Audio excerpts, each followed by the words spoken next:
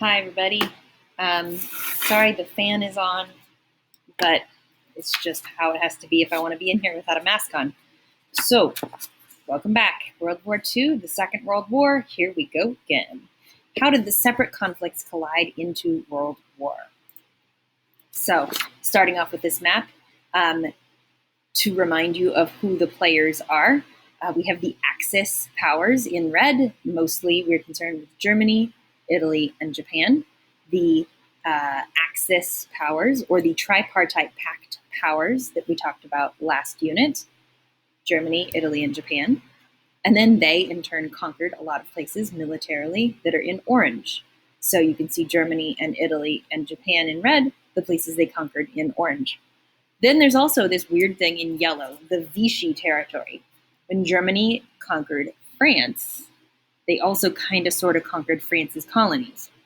So Germany took over France's colonies, but they aren't going to be French colonies, and they aren't really going to be German colonies. Instead, they're going to be Vichy colonies because Vichy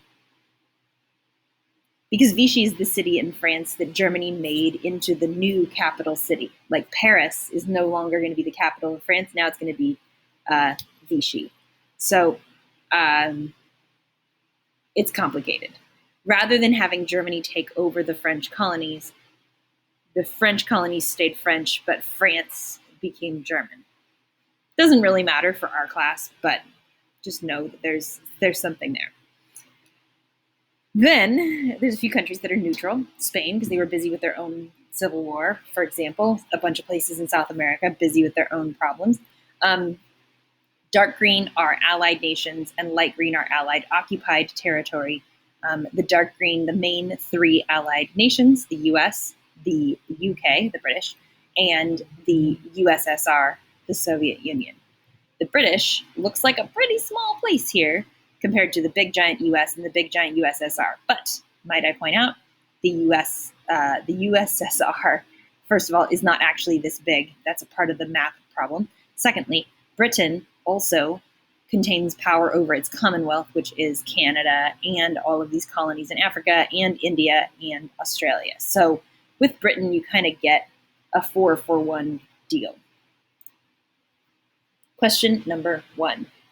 What caused Britain and France to finally declare war? So after a bunch of stuff had happened, right? The Italians invaded Ethiopia in 1935.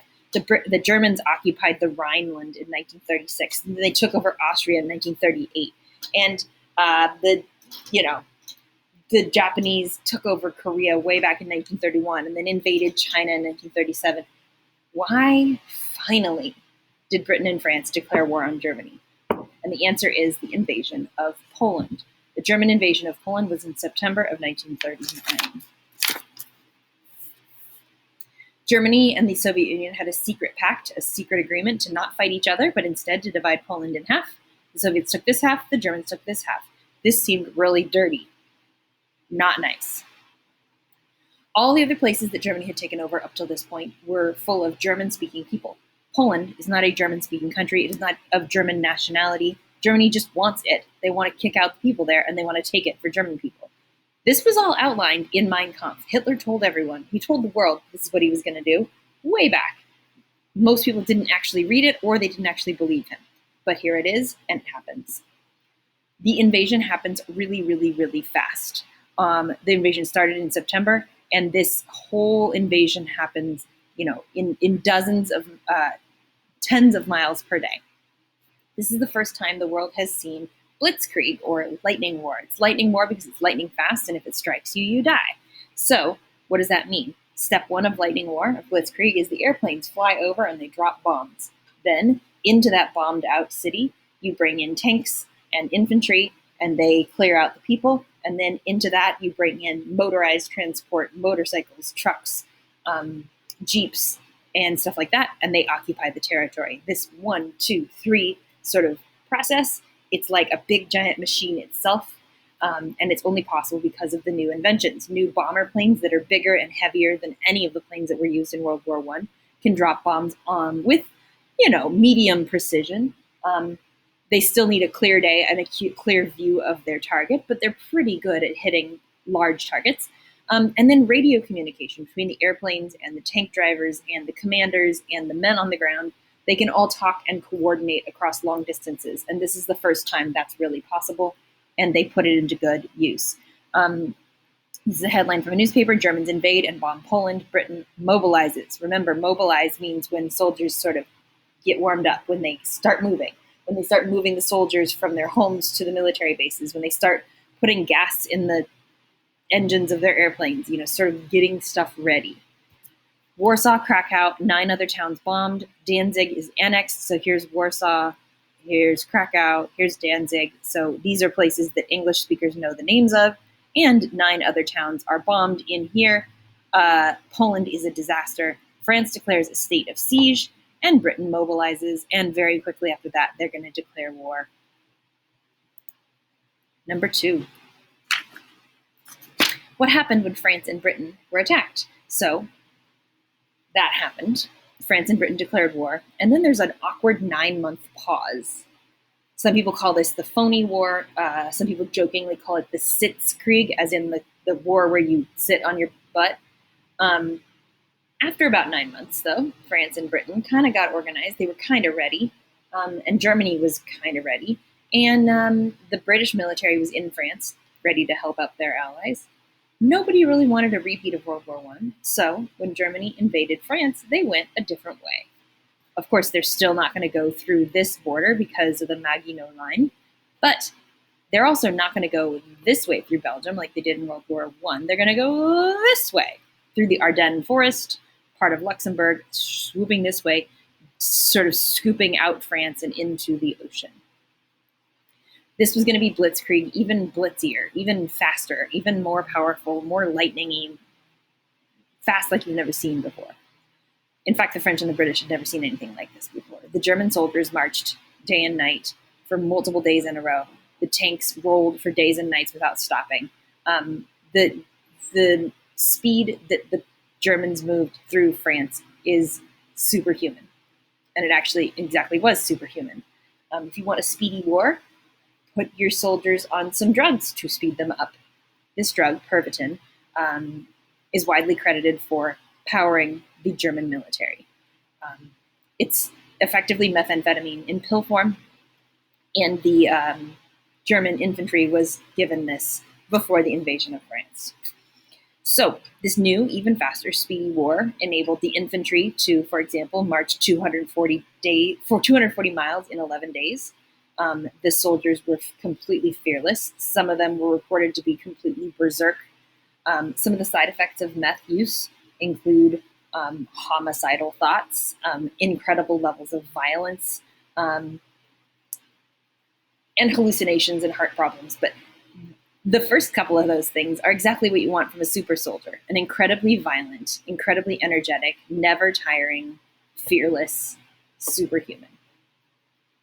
The commanders on the front lines zoomed ahead even faster than the Nazi command was able to keep track of them, faster than Hitler even wanted. Hitler kind of started to worry that he was being left behind. And this gets us all the way through France, and the French and British military are pushed sort of all out of the northern part of France and all the way up here to this city called Dunkirk, right near the Straits of Dover. Here it is spelled out, Dunkirk. The city of Dunkirk is sort of the last stand for the French and the British in continental Europe. And then the German army stops. The French and the British didn't really know why they stopped, but they weren't going to stop and ask questions. So the French and the British organize a massive evacuation of the whole British and French military. They press into service every single boat and floating anything that they can find.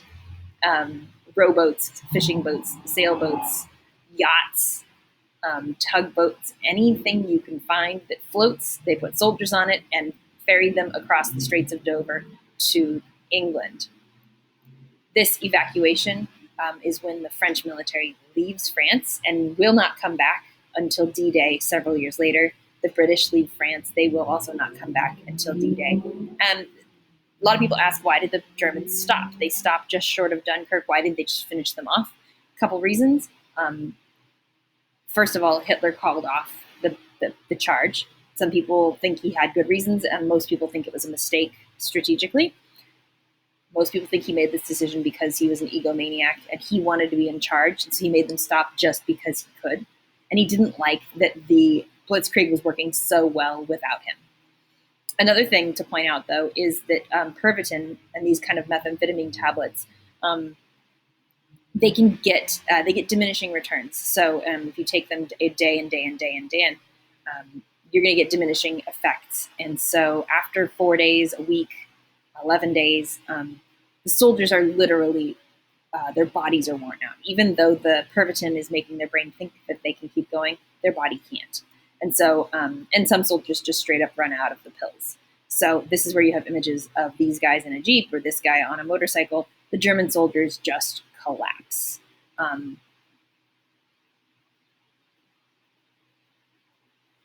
Okay.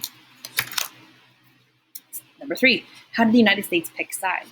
So up until this point in the war, the U.S. was kind of 50-50 on, like, should we side with the Nazis or should we side with the British and the French? And honestly, a lot of people in the U.S. thought the Nazis were doing a good job. They liked Hitler's policies. They thought that his racist, eugenicist ideas were a good idea. Remember last unit we talked about that. This is a parade in New Jersey of the American Nazi Party. Some, regular sort of farmer, fat old men here doing the Nazi salute, Nazi flag over here on this government building. Or maybe it's a farm or a school. I don't know. It's pretty casual. The United States was not clearly going to be on the side of Britain. We were kind of on the fence. So what happens to change our mind? Well, the Germans decide to continue their strategy. They attacked Poland, they attacked France, now they have to attack Britain. How are you going to attack Britain? Blitzkrieg. But how are you going to do Blitzkrieg across the English Channel, across water? You can do the bomber planes and then drop the bombs, and then you're supposed to roll in with the tanks and the infantry. The problem is you can't put tanks on water, so you got to put tanks on boats, and this is going to be strategically a little bit tricky because the boats are going to have to do sort of an amphibious landing, and that's very vulnerable. We're going to do a couple more amphibious landings in this unit. It's always very deadly. So, Operation Sea Lion, listed right here, is the German plan to go across the water and go into Britain. It's going to start with bomber planes and then go across with boats and then hopefully blitzkrieg and win. Doesn't turn out that way. So the bombing starts of strategic targets, munitions factories, places where they build weapons, airfields, military bases, strategic military targets. And the Germans bomb those strategic targets in an effort to make it so that the British can't fight back. Then a mistake is made. One day, one of these flights, this isn't the photo from that day, but it helps you to imagine the scenario. The pilot in the bomber plane looking down on the city aims his bomb, let's say, for this group of buildings where a tank factory is. But instead, it's a little windy or he's a little bit off and he hits this neighborhood full of civilians instead. Once a neighborhood full of British civilians is targeted, or it seems like they've been targeted, the British RAF, Air Force, retaliates by bombing Berlin, a German city full of civilians. So then the German strategy switches. And this switches now, instead of the Battle of Britain, where the Nazis are planning to invade, it switches to just the Blitz. The Blitz is a 9-month period when the Luftwaffe, the German Nazi Air Force, bombs pretty much just London day in, day out for 9 months. The Blitz starts in September of 1940 and goes all the way through May of 1941. Here's a photo of London during the Blitz. You can see all the bombed out buildings, people just walking by casually. When the air raid siren goes off, when the radar senses the planes are coming over the English Channel, everyone runs down into a bomb shelter, or in the case of these Londoners, into the subway. You hide underground, the bombs go off. Once it's all clear, you hear the all clear alarm, you go back up, and you go on with your life. The city of London is bombed relatively continuously for 9 months. During this time, the US starts to develop a lot of sympathy for the British. Winston Churchill and a lot of British politicians make sure that we see it that way and make sure that we side with the British against the Nazis. The eventual result is that, like this cartoon here, even if you can't read these words, Uncle Sam has a plan to loan Britain weapons. Loan them. Now, obviously, if you loan somebody bullets and they shoot them, they're not going to give the bullets back. So it's loan in like a very euphemistic way. Basically, we don't ask Britain to pay for the money, pay for the weapons with money. We say we're just going to loan them to you because you need them, and you can pay us back later. Here's Uncle Sam, and this is his generic sort of weapon-looking piece of metal. I don't know if it's part of a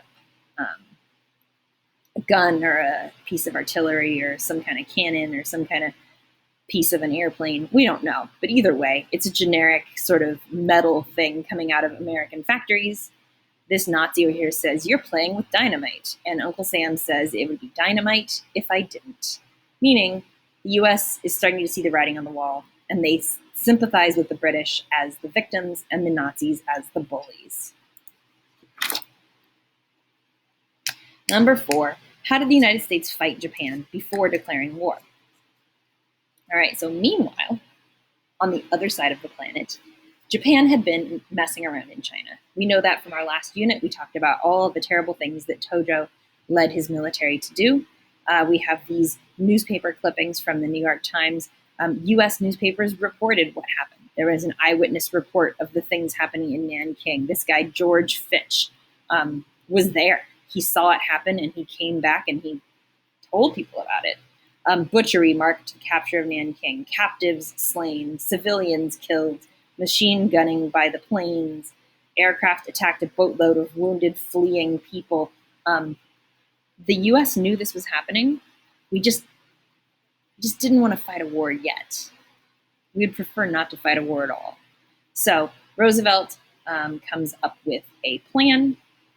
He and the British together freeze Japanese assets. So if the Japanese had any money in U.S. banks, they can't have it. We freeze oil shipments. No more gas, no oil to Japan. And silk imports halted. We're not going to buy Japanese stuff anymore. So these things happen. And here's a cartoon illustrating exactly those things. It is an oil embargo. So here's U.S. oil. We had, in the past, been selling it to Japan. Now we're going to put a kink in the line. We're going to stop the flow of oil. So Uncle Sam here, he's got the hose kinked so no oil can go. He's standing on the hose so no oil can go. And here is the little Japanese war machine. This is like a tank, or kind of looks like a lawnmower, because I think that the cartoonist is making fun of Japan. Either way, they're not going to be able to drive their tanks, their planes, their trucks, their jeeps, their boats, nothing without oil and gas. And the U.S. is cutting that off. And it looks like, according to this headline, the British are with us on that.